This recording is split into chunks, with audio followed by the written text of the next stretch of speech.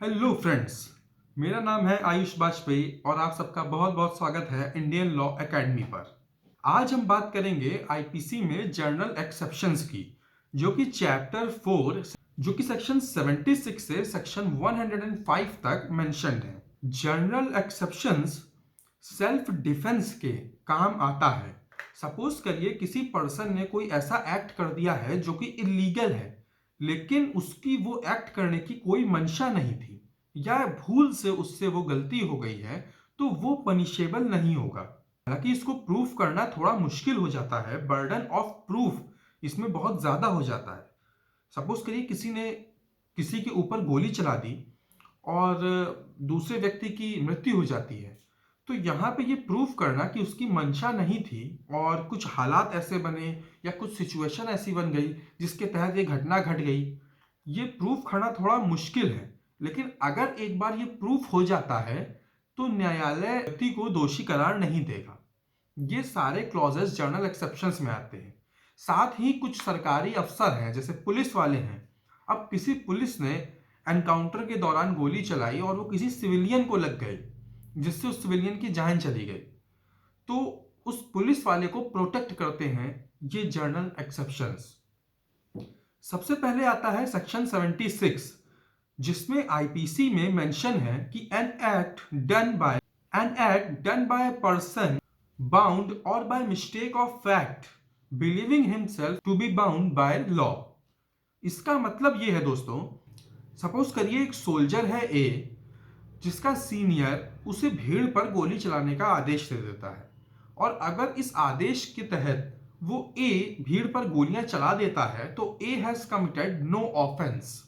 मतलब कि ये सेक्शन ये कहता है कि अगर कोई पर्सन कोई काम ये सोच करके करता है कि कानूनी रूप से उसे वो काम करना है और वो कानून में बाध्य है उस काम को करने के लिए, भले ही उसके परिणाम कुछ भी हो सकते हैं, तो वैसा पर्सन गिल्टी नहीं होगा।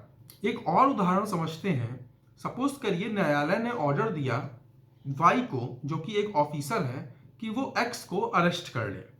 वाई जाता है और खूब खोजबीन करता है और उसे ये भरोसा हो जाता है कि एक पर्सन जो ए है वही पर्सन जेड है, और जेड समझ करके वो ए को अरेस्ट कर लेता है। बाद में तथ्य सामने आते हैं कि पर्सन ए और पर्सन जेड अलग हैं और उसने गलत व्यक्ति को अरेस्ट कर लिया है, तो इसमें वाई को गिल्टी करार नहीं दिया जाएगा। Section 76 will act as self defence for person Y.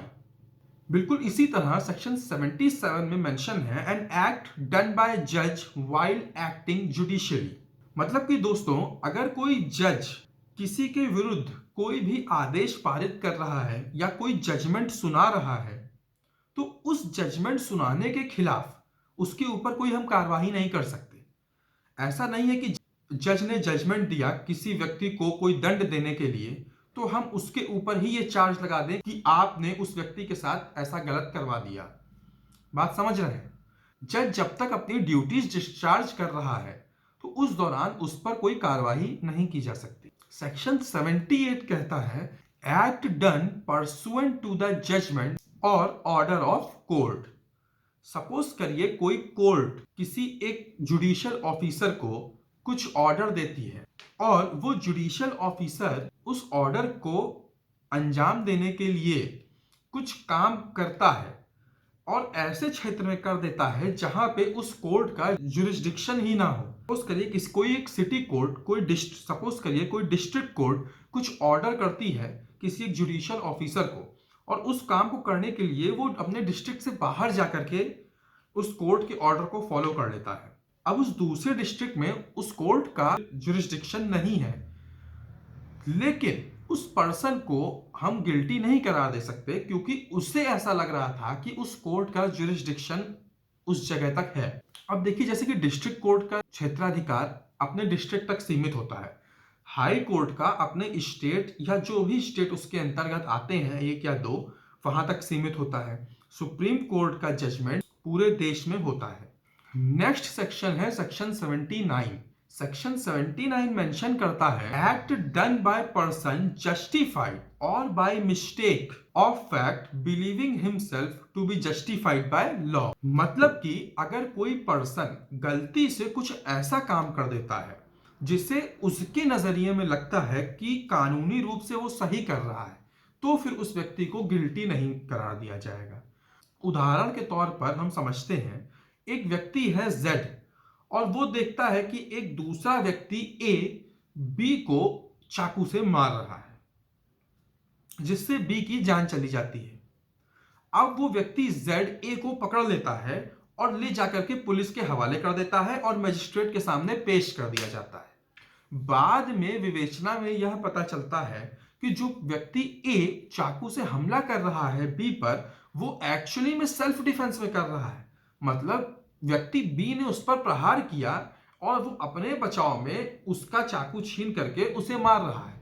हालांकि देखने वाले जेड ने पूरी घटना नहीं देखी, उसने सिर्फ इतना देखा कि ए बी को चाकू मार रहा है और उसकी निगाह में ए बी का मर्डर कर रहा है, जिसकी दंड दिलाने के लिए उसने ए को पकड़ लिया और मजिस्ट्रेट के सामने पेश करवा दिया पुलिस के माध्यम से। तो यहाँ पर हालांकि देखने में यह प्रतीत हो रहा है कि ए ने मर्डर किया, लेकिन A is not held guilty for this crime because whatever A was doing was in persistent of the self defense।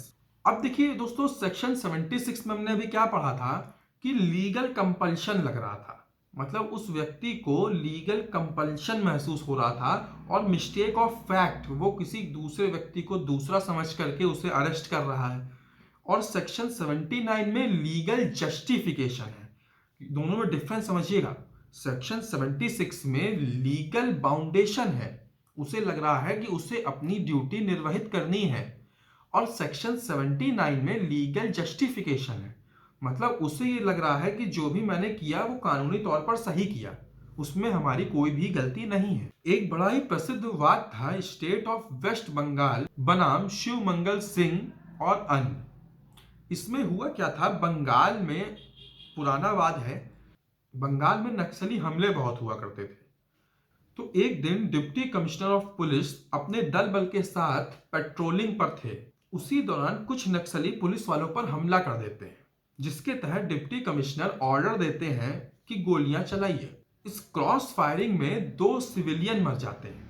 तो उन 2 सिविलियंस के घर वाले उन पुलिस वालों पर मुकदमा दायर कर देते हैं। हालांकि वो पुलिस वाले इन्हीं जर्नल एक्सेप्शन के सेल्फ डिफेंस से की वजह से दोषी करार नहीं दिए जाते। एक बड़ा ही प्रसिद्ध वाद था राज कपूर, जी हाँ, पृथ्वीराज कपूर जी के बेटे, जो कि फिल्म इंडस्ट्री में जिनका बहुत नाम रहा, उन्हीं के वंशज है रणबीर कपूर, बनाम लक्ष्मण। तो ये सत्यम शिवम सुंदरम एक मूवी आई थी, उसका वाद है। अगर आपको समय मिले तो आप लोग इस वाद को पढ़ने की कोशिश करिएगा। अगर फैक्ट नहीं मिले तो बताइएगा, मैं उस पर भी एक वीडियो बना दूंगा। सेक्शन 80 कहता है accident in doing a lawful act. किसी विधि पूर्व को कार्य करते समय यदि एक्सीडेंट से कुछ गलत हो जाता है तो जिसके द्वारा वो गलत होता है उसे गिल्टी करार नहीं दिया जाएगा। सपोज करिए एक पर्सन है ए जो कि अपनी कुल्हाड़ी से पेड़ काट रहा है, जो कि कहीं से भी गैर कानूनी नहीं है। ऐसा कोई पेड़ नहीं काट रहा जो कि गैर कानूनी। इसी दौरान जब वो कुल्हाड़ी से पेड़ काट रहा है तो जो उसका हेड है कुल्हाड़ी का, वो लूज होने के कारण पीछे की ओर उछल जाता है और किसी व्यक्ति के सिर पर लग जाता है, जिससे उसकी मृत्यु हो जाती है। हालांकि कुल्हाड़ी चलाने वाले व्यक्ति ने कुल्हाड़ी चलाने से पहले पूरी एश्योरिटी की थी कि वो लूज ना हो। ऐसा नहीं कि उसने केयरलेसली ये काम किया, उसने पूरी तरीके से एश्योरिटी करी कि कहीं कोई एक्सीडेंट ना हो जाए। उसने अपनी कुल्हाड़ी चेक करी, मगर फिर भी मान लीजिए ऐसा हो जाता है तो उस व्यक्ति को गिल्टी करार नहीं दिया जाएगा। देखिए, सबसे पहली बात, सेक्शन 80 में मेंस रिया मिसिंग है। मेंस रिया मैंने आपको पहले वीडियो में बताया था।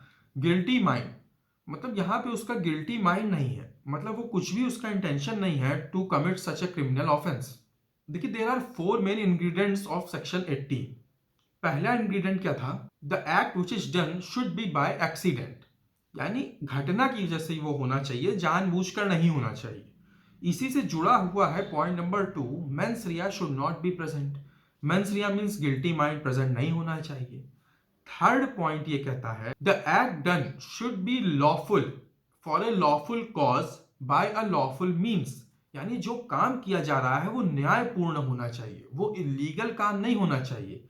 सपोज करिए आप इल्लीगल काम कर रहे हैं, आप इल्लीगल वेपन्स बना रहे हैं और इल्लीगल वेपन्स बनाते समय आपसे गोली चल जाती है और किसी दूसरे को लग जाती है, तो these things will not be applicable, क्योंकि आप मूल रूप से काम ही गलत कर रहे हैं इल्लीगल वेपन बनाने का। और चौथा पॉइंट कि the act done with proper care and without any carelessness.